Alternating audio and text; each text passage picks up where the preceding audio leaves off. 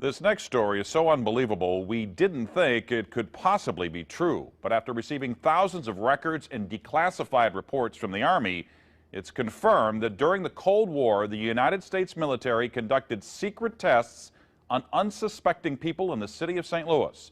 A local sociologist will make her findings public tomorrow, but she spoke first to the I-Team's Lisa Zigman.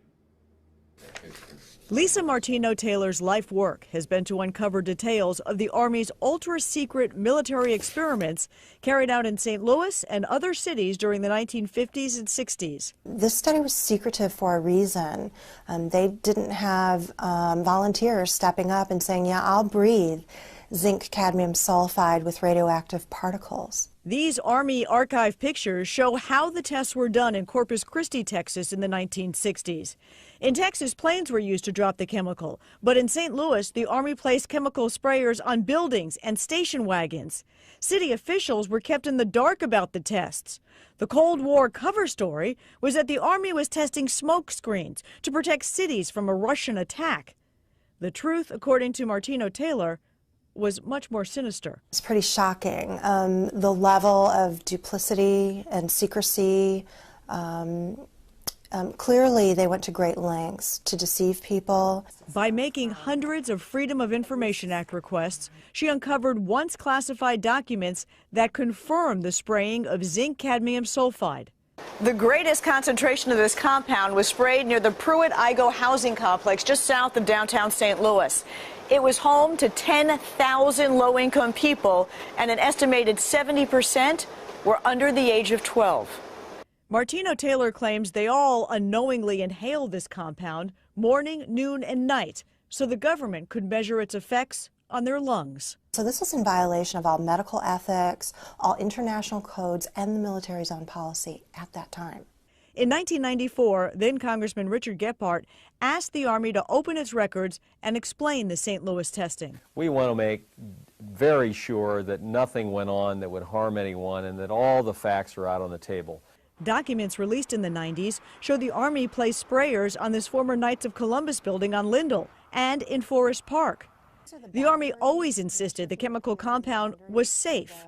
Martino Taylor believes documents prove otherwise. There's a lot of evidence that indicates that people in St. Louis, in the city, particularly in minority communities, were subjected to military tests that was connected to a larger radiological weapons development and testing project. For the first time, she links the St. Louis testing to a company called U.S. Radium, a company notorious for lawsuits involving radioactive contamination of its workers. United States Radium had this reputation where they had been found legally liable decades prior for producing a radioactive powdered paint that killed many young women who painted fluorescent watch dials. While the Army admits it added a fluorescent substance to the zinc cadmium compound, details of whether it was radioactive remain secret. Documents uncovered to date indicate the Army never conducted follow-up studies to see whether the compound caused long-term health issues. In 1972, after years of crime, poverty, and decline, the government destroyed the Pruitt-Igoe housing complex. Lisa Zigman, News Channel 5, I-Team. Now, the company U.S. Radium no longer exists. Martino Taylor has placed all of her research, including the declassified documents, online, and will link you to that data at ksdk.com. Now, she will make all of her findings public tomorrow at St. Louis Community College Merrimack campus. In the meantime, if you remember the spraying, the I-Team's Lisa Zigman would like to hear from you. You can email her at lzigman@ksdk.com.